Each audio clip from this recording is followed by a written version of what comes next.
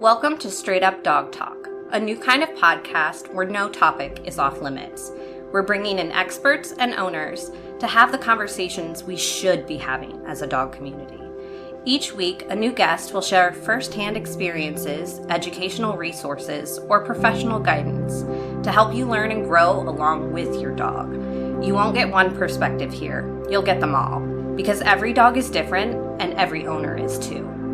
You can follow along on Instagram, TikTok, and Facebook at Straight Up Dog Talk, or by visiting www.straightupdogtalk.com. Tune in from any of your favorite podcast platforms. Pet loss is something that we all deal with. Whether you have already lost a pet or you're about to lose a pet soon, it's not something that a lot of us like to talk about. Doug Green wrote a beautiful book that we're going to talk about in today's episode about the life lessons that the dogs in our lives teach us. I hope that you enjoyed today's episode. I hope that you learned something beautiful from Sherelle's life's lessons and that you don't ever hesitate a second to give your heart away to a dog. In memory of all of those that we have lost, Straight Up Dog Talk recognizes the dogs on the Rainbow Bridge with today's episode.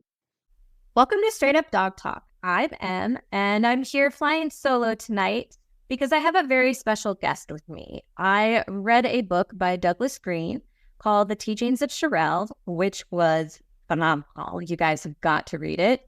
I will make sure there is a link so you guys can get a copy. But I had Douglas come on tonight to talk to me about this wonderful being that he had, Sherelle. How are you doing tonight, Douglas? I'm doing great, Em. Thank you so much for having me here. Oh, I just want to thank you so much for giving me the invitation to read the advanced copy of this book. I have fallen in love with Sherelle. I wish that I had been able to meet her.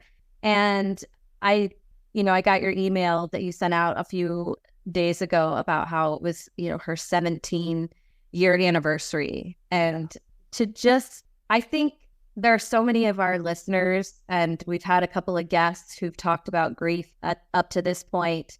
17 years is a long time. It's been almost 10 years for me with my first dog.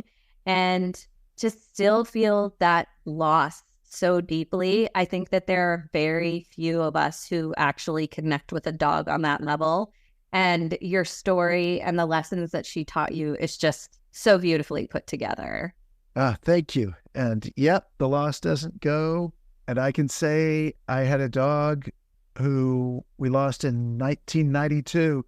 I still grieve that one too. It's like the Mr. Bojangles song. You don't stop grieving. No, you don't. Yes. You learn to live with it, unfortunately. Carry them with you. Yeah. I recently did an interview with a grief counselor, and I think her episode comes out before yours, but if not, you guys know that episode is coming up. Actually, I think it's a couple after yours. So, but, there's so many things, and you talk about this a lot in the book, and they actually have labeled it. It's called anticipatory grief. And that's when you're worried about, thinking all of this stuff. And you're a psychologist of some psychotherapist. There we go. So you probably understand the terminology, but for the listeners, the anticipatory grief means you're in your head, you're thinking about what could happen and how it's going to happen and when it's going to happen and where it's going to happen. And you're not, living one of Sherelle's most important lessons, which is to live in the moment and accept that love and that joy and that beauty that they bring into your life. And I think that was, a lesson that I learned from my dog, previously Cajun, and also from Fitz, and just finding the joy in those small things. And Sherelle did that in so many ways for you.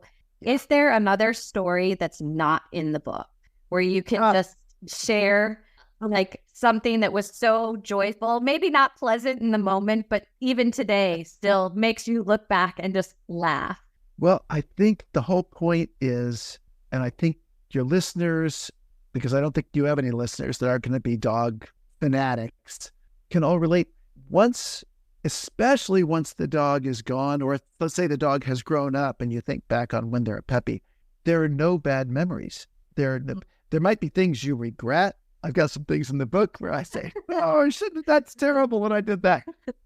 Or something where I know damage was done. But I think of this dog park that I write about in there that she loved more than anywhere else in the world to go to. And it's a huge dog park for Angelinos. It's the one on Laurel Canyon near Mulholland, or Mulholland near Laurel Canyon. And I just did it. We talked about my Anns. It was right there. She was so excited to get there. She would get excited the moment we drove up, and you had to park a little ways away and walk up. And she lunged on this hillside so hard and tripped me that I fell down quite a ways and had my arm out to protect, to keep my chin from hitting, and hit it so hard that I wasn't able to straighten that arm out for a couple of weeks. That night I went out with a friend playing pool, and it was nothing was happening. That arm could not do anything. And I imagine it was a sprain or something in the shoulder. Years later, I had shoulder problems, and I bet you that came from that stupid little dog being so excited. Oh, I have to get there. And I know she didn't do it on purpose. She had no idea. All she had was this incredible explosion in her head. I'm so excited to get there. All my friends are there. All these other dogs I haven't sniffed. I'm so thrilled, and jumped. And, oh, you were here too, Doug? I didn't even realize. Why do you have blood on your face? Because it did. It scratched me up. That's it. And you mentioned the title of the book, but not the subtitle, which I consider very important, which is Life Lessons from a Divine Knucklehead.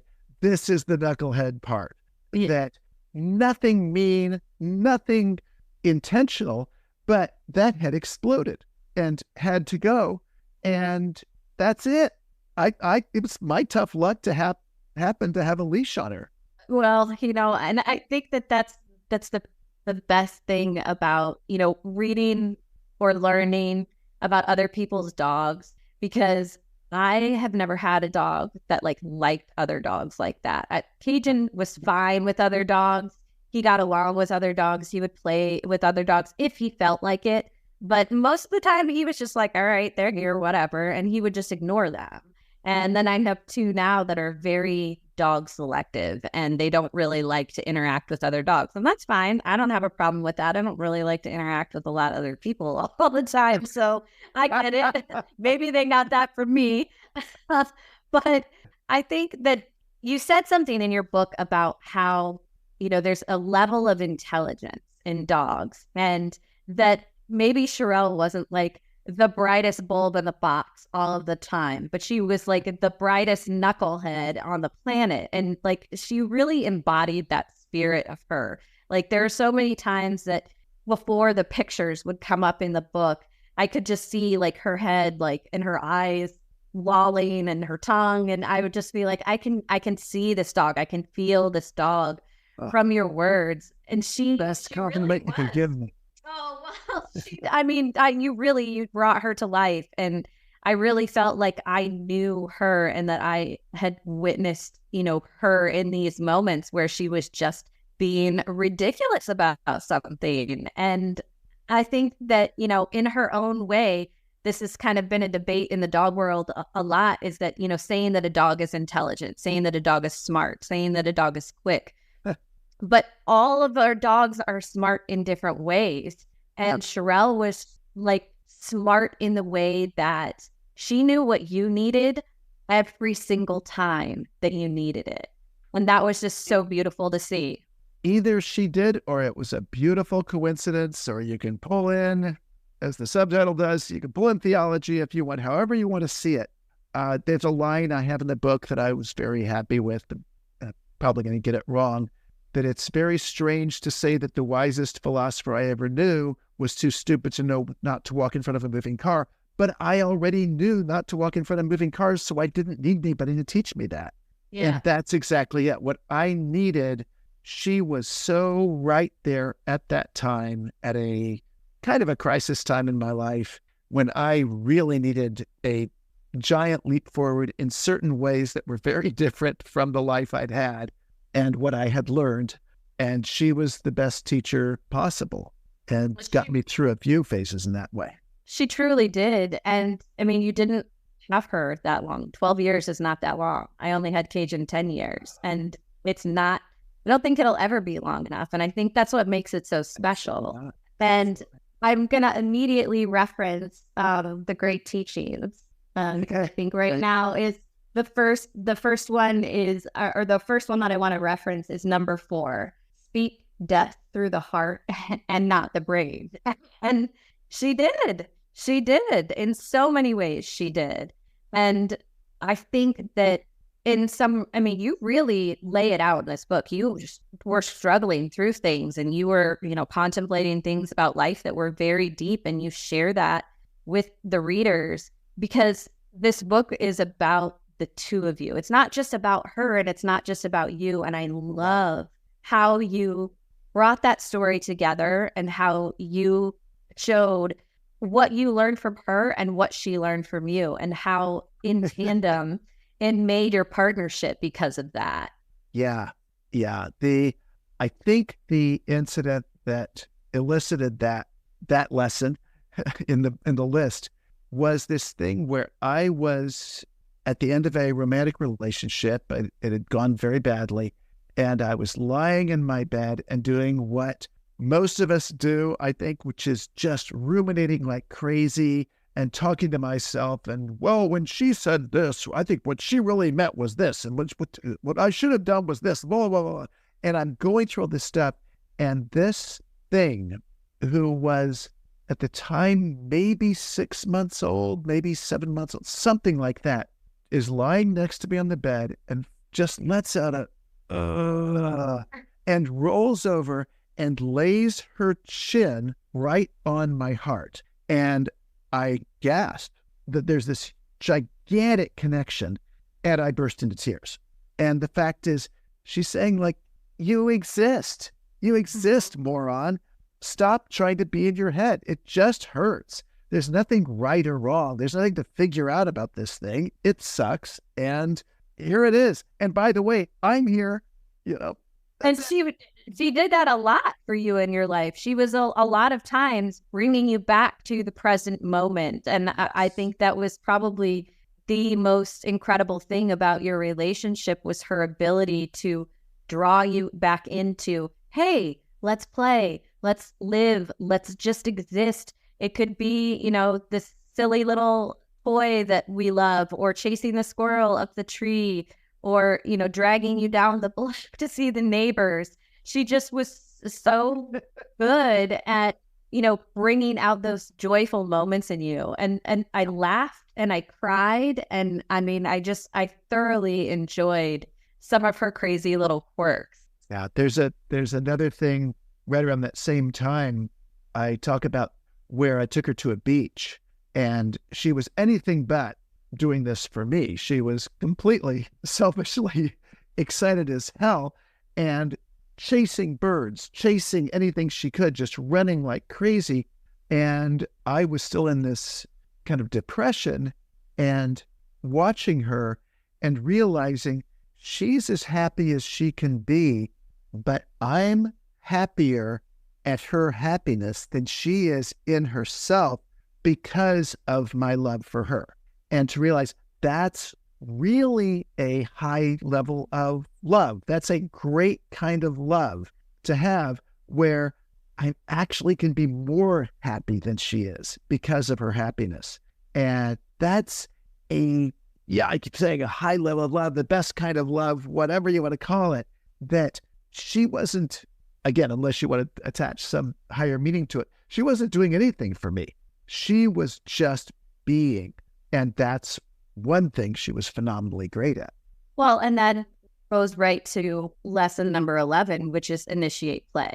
And yes, just, pulling you into those moments of joy by simply coming over and putting a ball in your lap or putting her head in your lap or, getting that like down and in her paws with her head and her tail wagging up behind her, or her tongue lolling out of her face, just because she was so ready to go. I think that there are just so many moments in life where we get stiff and bored.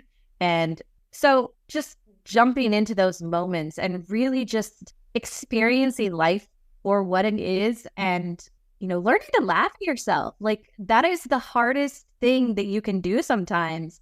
But when you're in those playful moments, you're so much more relaxed and joyful that it's easy to go, oh man, that really sucked, but it's kind of funny now. and we made it through. And I think Sherelle did that to you a lot. A lot. She made things suck and she made me laugh a lot. The thing with the initiate play, which was such a big deal to me, I'm kind of a big kid. And so playing has never been that hard for me. But I would wait for someone else to initiate the play, or I'd play when it was all right. Like at the time I was working in film and theater, so there'd be very appropriate times for playing.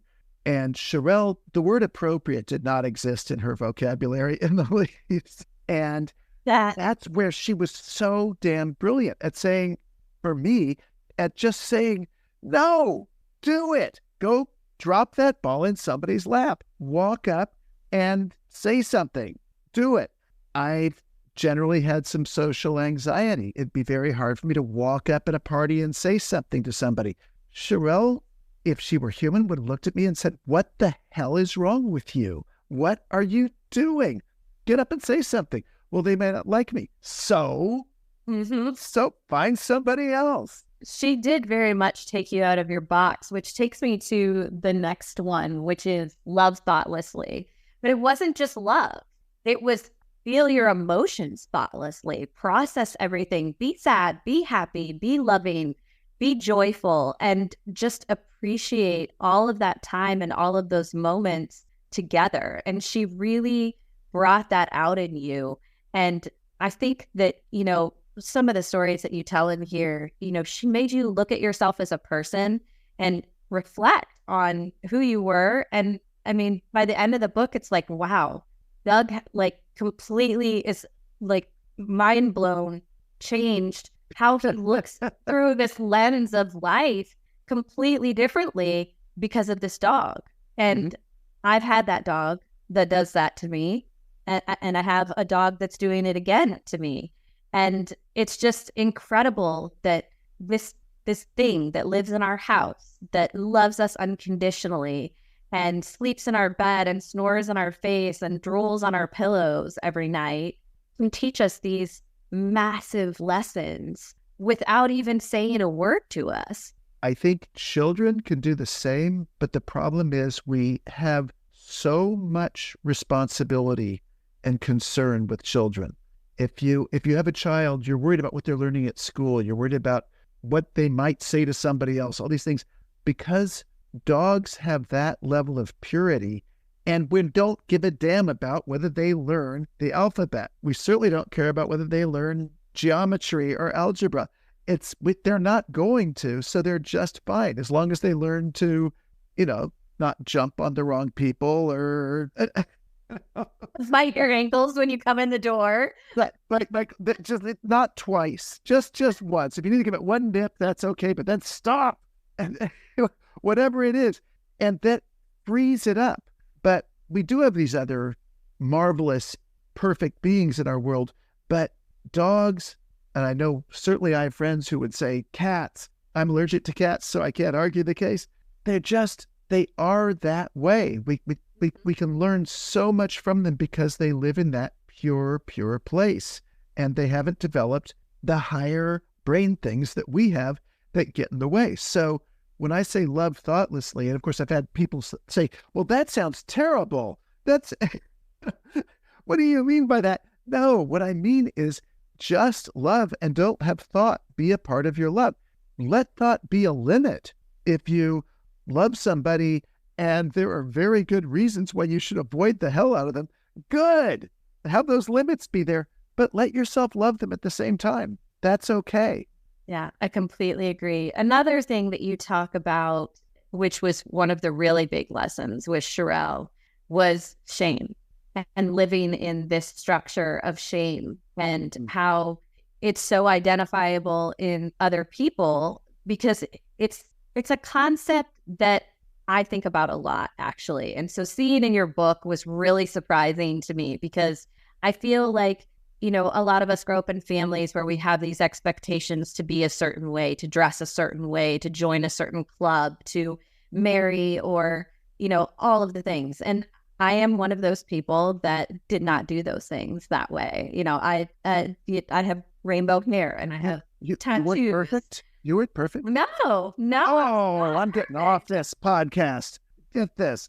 And I just loved seeing that unveil in your story. And I loved seeing you realize that like you didn't need validation outside of anybody but yourself.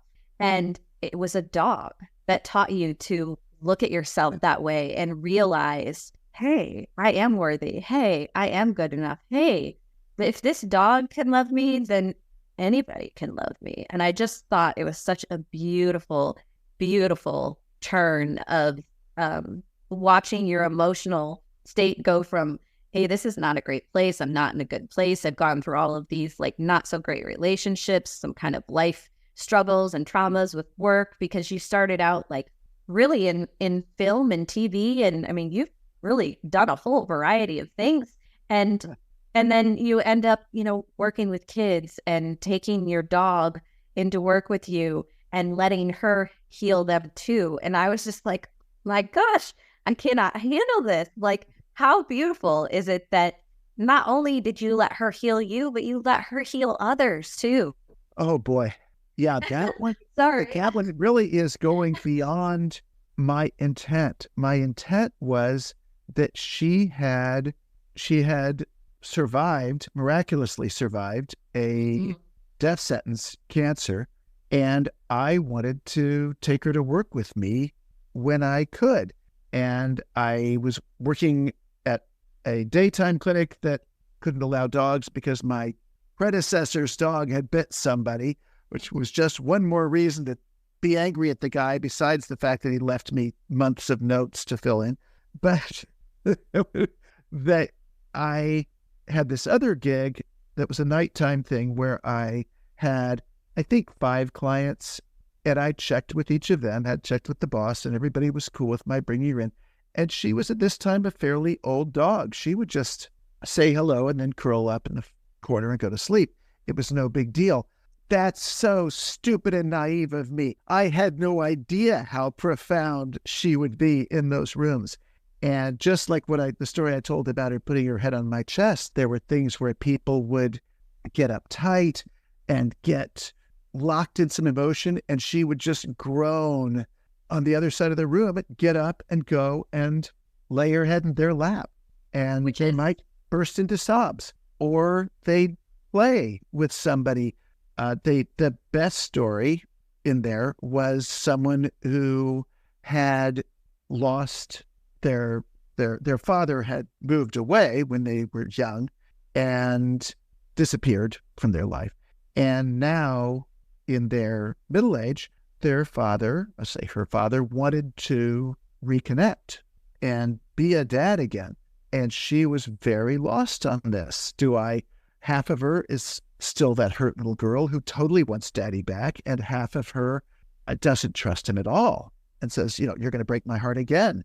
And they talk, and finally she comes up with this idea, checks with me, but then says to him, I'm willing to try to build a life with you, but you need to come and see Doug with me.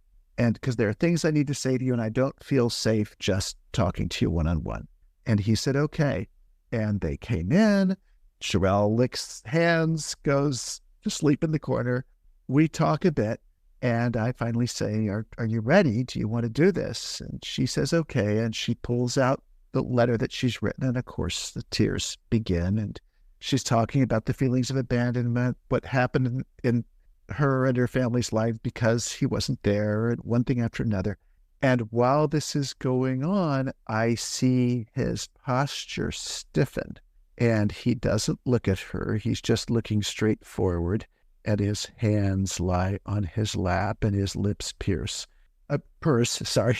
And I think this isn't looking good. This isn't looking good. And she finally finishes at this point in full sobbing. And he stares forward, and I say, is there something you want to say? Is there some response you want to give? And he says, well, I don't know that I agree with everything you said in your letter. And it was horrible. It was the look of shock in her eyes that he was so frozen, he couldn't take in anything. And at this point, she totally gets dissolved in sobs, and he can't even see it. He's looking straight forward at me, talking, not hearing. It's just, he's in total fear. And Sherelle looks up, gets up from the corner while he's talking. And we should say on here, Sherelle was a pretty big dog. She was 65 pounds and a really big mouth. And she walks up, looks at him, and then just lets loose. And of course, he's terrified. And then she turns around, walks over, walks in the corner, curls up, goes back to sleep. And he looks at me and says, what was that? I say, I think she might have heard a sound in the next room that we couldn't hear. Oh, okay. And the rest of the session goes, bleh, but okay. And they leave. And afterwards, I call her up to see how she's doing. She says, I'm okay. That was hard, but I'm okay. Doug, I don't think there was anything in the next room. And I said, I don't either. It was the greatest validation anybody in the world could have given her. Nothing, no words I could have said were be nearly as good as that dog just saying, I'm really disturbed by this. I do not like that you are not listening to her. Whatever amount she was picking up, just, this is so disturbing. I can't stand this energy. Stop it. It was perfect. And I'm very glad to say I'm still in touch with this woman. It was a life-changing thing, and we still talk about it. It's just a wonderful, wonderful experience that nothing I could have said, nothing I could have done. Certainly if I'd acted like that with him, that would have been horrible. Well, and now we know so much more about dogs and their sensory absorption, and knowing that dogs can smell things like anxiety and migraines and heart attacks and cancer. The dogs can also smell emotion. So she could definitely sense and probably feel with her body all of the tension from both of them in that room.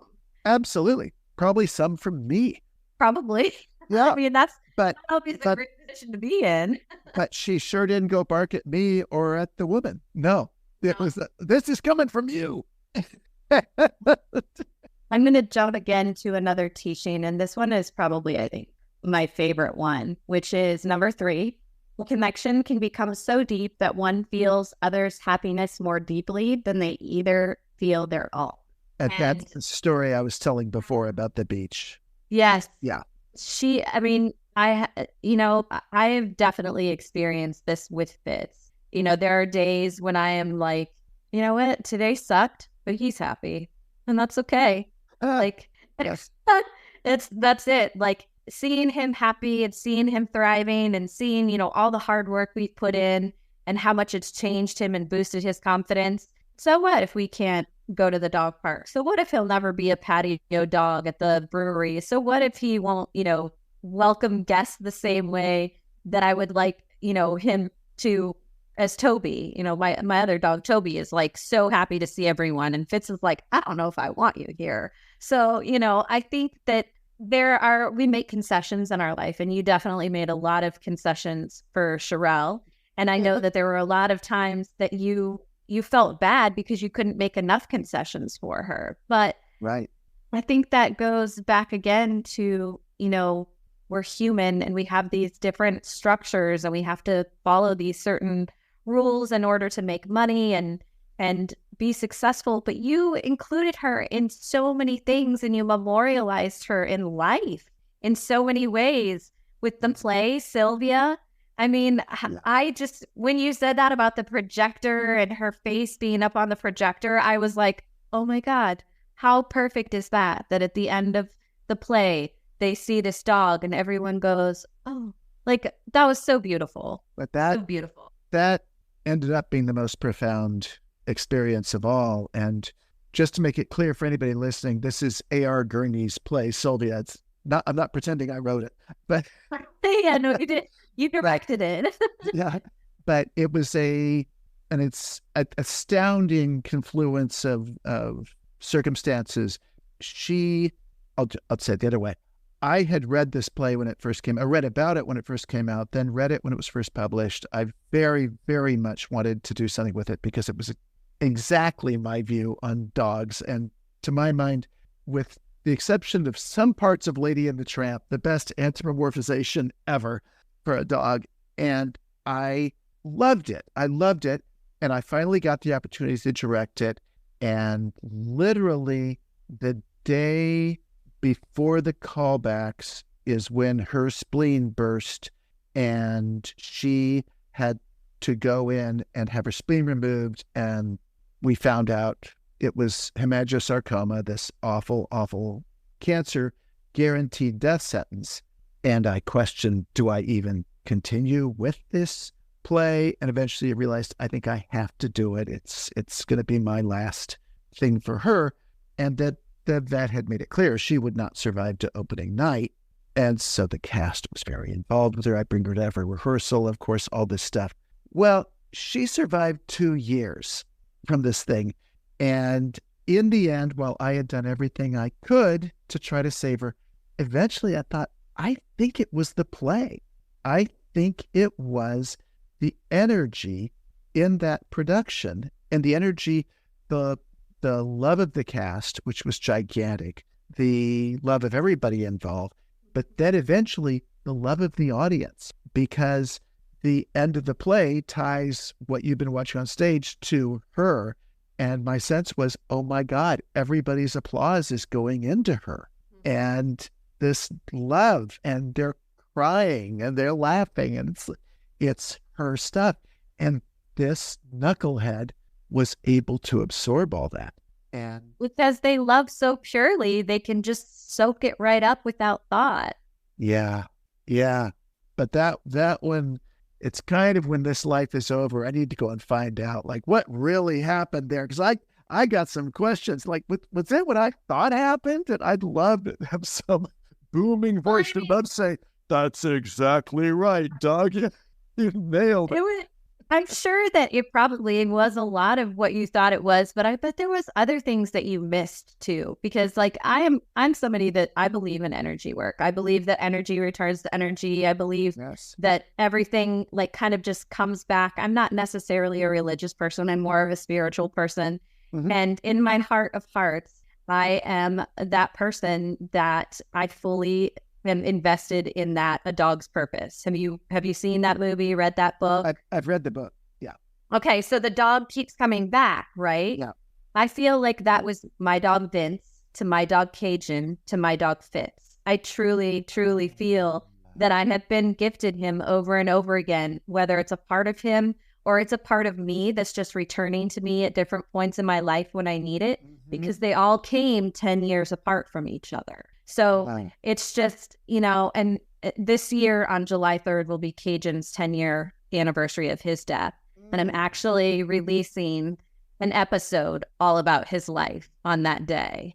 And I hope that you'll listen to it, because I would love for you to reach back out and we can, rehash stories of Sherelle and Cajun together, because I loved him the way that he loved her, which was just completely innocently and full-heartedly. And he went through a lot with me. I mean, he went through, moving from Florida to Texas, from Texas to Iowa. He went through marriage, stepkids, divorce, brain surgery. He went through the whole gamut of it. And it's so crazy how that dog and their energy can be so healing and bring so much to you in a moment when you feel so lost. Yeah. Yep. Yep. You're reminding me of something I was going to say before. You were talking about, I'm not going to remember the exact words you said, but how we make concessions was your word, concessions in our life for them. And I think, do we really want to acknowledge the concessions they make for us? The amount of saying like, okay, I'm going to live in this house. I'm not going to leave this yard just so I can be with M. I'm not going to do any of the things she doesn't want me to do. I'm going to stay off the couch most of the time just to be with her. I have many, many other opportunities in life. And we look and of course, it makes sense to say it's a very good choice to stay with a good human and you're going to live longer this way and all that. But they do make a lot of concessions for us. And here that Cajun didn't just experience those things, the intimacy. Cajun went through it. I write in the book about when I had a hernia. Yeah. And Sherelle was still young at that time and very, very active. And for the healing period, she lay next to me trying to press her weight against the wound for 22 hours a day. Then she'd go outside and run like hell, get all that energy out. But then she'd come inside and do that. And it's classic pack behavior that's using her energy to try to heal the wound of the pack leader. It all makes sense. But it's profound as hell when you're experiencing it. And you go, she's really doing this. And I think it's working, with the exception, as I talked about in there, that this was a umbilical hernia. So which means it's right by the navel, and my whole belly was swelled. I looked like I was 8 months pregnant. And that when I would fall asleep with some painkillers and everything else, she would lie again against the wound. But at some point in the middle of the night, just because she's a being, she would need to stretch her legs, and those legs would stretch, and all her strength pushed right into the wound. And I would go from the deepest level, deepest REM sleep, just screaming suddenly while she's gorging right at the wound. And she'd wake up like, what the hell? What's wrong with you? But I promise, in the long run, she was more healing than destructive to that. But there were those moments every day. Oh, that hurts. I have a dog that has Fitz has sharp elbows. And so, the sharp elbows in, the chest or in the stomach, like, oh, man. But you just, reposition, everybody gets comfortable. But I've had those nights too. But back to your point about the dogs also making concessions. I think that is like my favorite thing about the current dog community is that we're actually trying to look at things from our dog's perspective. And we're trying to think about what they like, what they want, how they interact with people. And we're not just trying to force personality on them. I mean, you touch on that a few times in the book about how Sherelle was just Sherelle, and you never tried to make her anybody different. You always let her be who she was. And that's something that I've always believed with my dogs too, is that, they're so unique and they're so special, and they each have so many different qualities that, letting that personality shine through is kind of a lesson in its own as well, because now here you are learning this thing, what it is and how it acts and what it likes and what it doesn't like, along with rediscovering yourself at the same time. So it really, the way that you layered in your personal experiences with her personal experiences was just, it really is a beautiful book. I mean, I just am so honored to have read it. I think that there are so many things that people can learn from this, but my favorite, I think, out of all the lessons, and this is the last one that I'm going to give. I'm not going to give any more after this. There are 25 lessons, guys, and I've only given a few of them, so you've got to read the book. I'll say that there are hundreds, but there are 25 I list at the end of I hope you pay attention to these ones. Yeah. Number 6, follow your instinct, your inner voice. If you listen to it correctly, it will not steer you wrong. Yeah. Which I learned that later in my life. I mean, here we are doing this podcast because I learned that in my life. I learned to listen to myself. I learned to come back to animals. Now I'm dog training. Now I'm doing the Dog Talk podcast. And I'm meeting incredible people like you who share this sentiment, who are outside the box thinkers. And a lot of us, if not most of us, have had a dog that pushed us to think a different way because we didn't know better, because we'd never experienced that. And because they were such a challenge, they were also probably the most remarkable part of our lives. I just think that Sherelle she is just such, I mean, you make her so real. I truly feel like her embodiment of her spirit in this book, I feel like I knew her and I didn't. And like I said to you before, I wish that I had met her because she seems like she was just an incredible dog. And she was beautiful too. I mean, just goofy and funny and just this laughable little knucklehead, like you call her all the time. I think that one of my favorite things in the book was, just some of the little things that she did. The neighbors and the potatoes.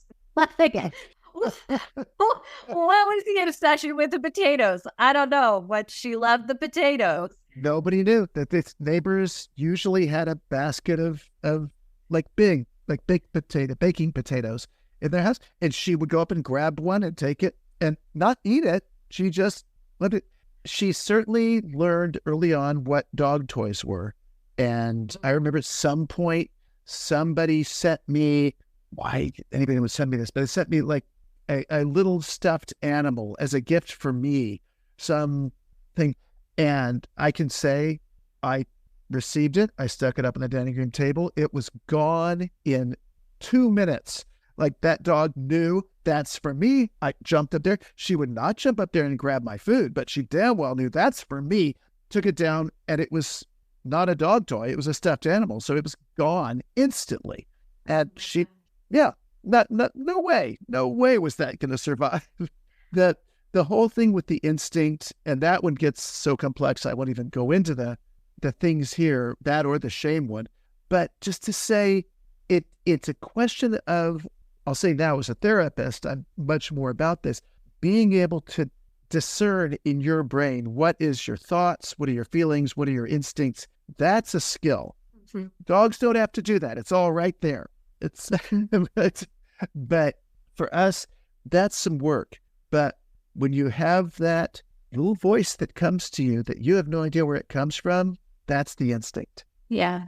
Yeah. And I also like, at the end of the book, after she had passed and you were talking about the chapter, the voice, mm-hmm. and listening to that voice and like hearing, her basically say, it's all good. I forgive you. I'm in a good place. Yeah. I think that there are things that happen in life that we will never understand. But I think that sometimes, we do tap into those things when we're awake, when we're asleep, when we're interacting with others, especially when we're interacting with animals, because in those situations, we're forced to have to listen in a different way. Mm-hmm. And I think that it's just so incredible that you didn't limit it to your experience as a human. You expanded it to this view where people have to think about things and look at things from different perspectives. And that's one of my favorite things to do on this show, is pick things apart and make people go, oh, well, yeah, I never thought about that. It's like when I'm talking to somebody from the rescue community and they don't want us breeding dogs, but then we're talking to ethical breeders to preserve breed lines. And, where do we find the happy medium in that? There's just so many ways that we can look at situations I'd say the word ethical. Ethical is probably that perfect line. What I would like to know is, did you get more dogs? Because it's been 17 years. Did you get more? I did. I did. I would love to say I got more.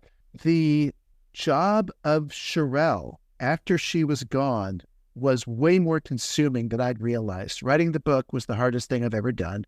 And I also created a website that still exists that I'll give a plug to, called Ask Sherelle, which is a advice website. Think of a Dear Abby, but it's Sherelle giving the advice so the advice is from her point of view, her non-shaming, positive, knuckleheaded point of view. And I only created it as a marketing tool to try to boost the book sales while I was working on the book. The website became immensely more successful than the book. And there was a period where we were getting 10,000 visitors a month. It's a little lower than that now, partly because it had some technical problems that took it out for months. But we have, I don't know how many, couple thousand questions on the website and essays I've written and other things like that go from this. And all this stuff got in my way of what I wanted to do, which was to get a puppy. And eventually I realized, you know what? I can't do that. If I buy a puppy, everybody's going to compare it to Sherelle, and Sherelle couldn't live up to what I have now done with Sherelle. That's just cruel. So what I'm going to do is get a rescue dog, an adult dog, keep it for a couple of weeks, connect with it, bond with it, and then we'll get a puppy, and I'll have the two together, and that'll be great. And I bought this rescue dog who was wonderful, sweet, until the moment her caretakers, who had her for 6 months, who are the loveliest people on the planet, left her. And at that moment, she went into complete despair, knowing like life, it was just clear, like she hated being in my house. It was just like, but giving in, like miserable, everything's awful. And I was trying to get her to cheer up and try to be nice. And then I took her for a walk after a couple of days. And at some point, a little, kind of like your little guy there, a little Chihuahua mix, Toby, jumps at her and to play, but jumps at her, and the dog snapped at the little dog. And I pulled her back, not that bad, it's just a little tug back. I said, don't do that, sweetie. And she rolls over, hits the ground on her back, all 4 of her legs pulled in, trembling, blinking fast, clearly knowing I was going to beat the daylights out of her. And like, wow, what happened to you before this house that you'd lived with 4 other dogs where you weren't getting this much attention? And I suddenly realized there ain't going to be a puppy here for a while.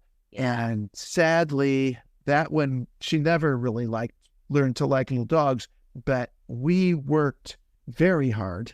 I'm saying she and I worked really hard trying to connect. And about a year after I got her, I ended up starting my second book, which was my guess as to what happened to her before she got rescued, before she got, saved, I'll say that, which was a couple of people before me.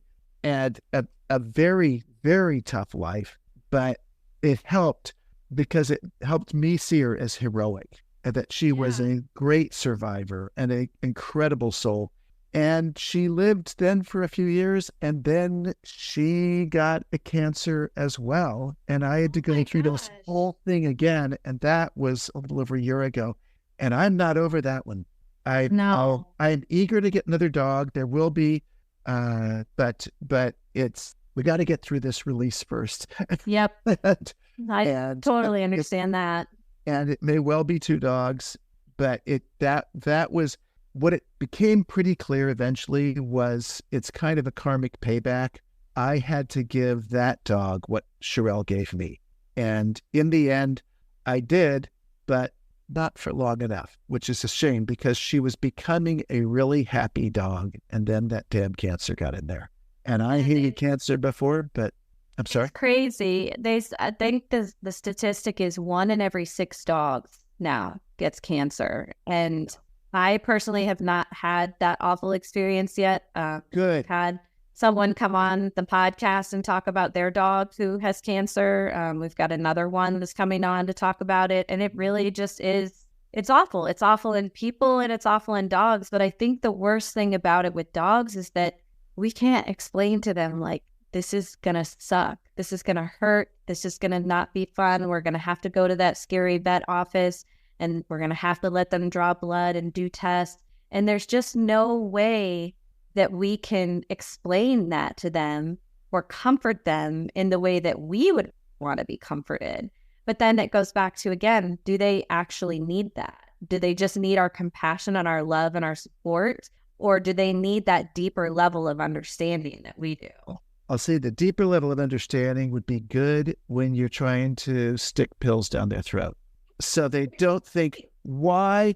You've always been so nice. Why do you hate me now? I'm really feeling kind of crummy. I don't need you hating me now. Yes, the pill thing has definitely been a challenge. I have definitely found some different modalities for dogs to, ingest pills, pill pockets, pill wraps, things like that are great. But there are still a few of those dogs that are just too smart and they'll eat the whole thing around it. There's that. Like, dang it. There's that, but also if they have no appetite, if they have, I didn't do chemotherapy with Cheryl. I did with this last one because they perfected it better. But it meant she was nauseous and I had to be sticking pills down her. And guess what? If I'm nauseous, I had food poisoning a week ago, Em. You know what? I didn't want anybody sticking anything down my throat. Well, I had food poisoning. Exactly. And again, that comes back to us being more aware of our dogs and their needs and their perspective and thoughts on things too. It's like, I don't want to do this to you, but it really is for your own, well-being and good. Yeah. And unfortunately, how many times have we heard that from parents, teachers, everything? And let's say, oh, yeah, right. This is going to hurt you a lot more than it hurts me. Yeah, sure. And the fact is, it probably did. It probably hurt me more than her. It probably did. That. So I probably forgot about it 3 minutes later and, was over it until it happened again the next time. No, not Aria. Aria lived in suspicion, and she was looking at me out of the corner of her eye like, I know you're going to do it again, aren't you? Oh my goodness. Well, we're just about out of time, but is there any last message that you would like to leave with the listeners? You know what it's going to be. It's right in front of you, and bless your heart for suggesting it. Lesson 25 is really simple. It's the title of an old song that I was listening to a lot when Cheryl was in her last days. There are such things. And the message of that is pay attention.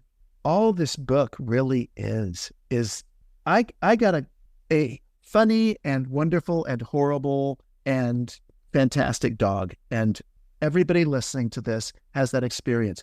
Just pay attention to that dog, because they have so much to teach, or your cat, or the flowers that you're raising, you're harvesting. I'm not using the right word, horticulturing, whatever the word is that you do with flowers, but that pay more attention, because there is so much teaching these things have to give, these glorious, glorious beings. And certainly as a therapist, I will say, especially to parents out there, parents of young kids, like that wonderful woman who was on the episode that I listened to recently, who has the two kids, when it makes the dog face. Bridget,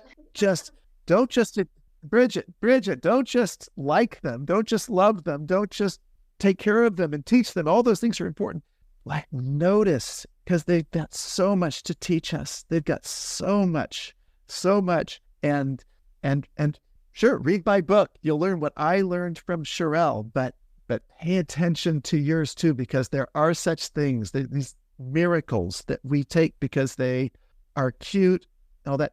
I'll throw another thing in there. If you know at all, the comic strip Pearls Before Swine, he did this on the anniversary of the day Cheryl died. I couldn't believe it. Where this character, it's a pig, but that's irrelevant. The character is writing down a list, the pros and cons of having dogs.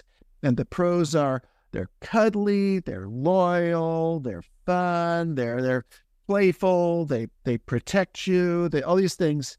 What are the cons? When they die, they rip your heart out worse than it's ever been ripped out before or will again. And then the character thinks and then finally says, it's worth it. And that's the message. It is worth it. Yeah. Well, Doug, thank you so much for being here. And I can't wait to revisit with you again and have another one of these chats with you.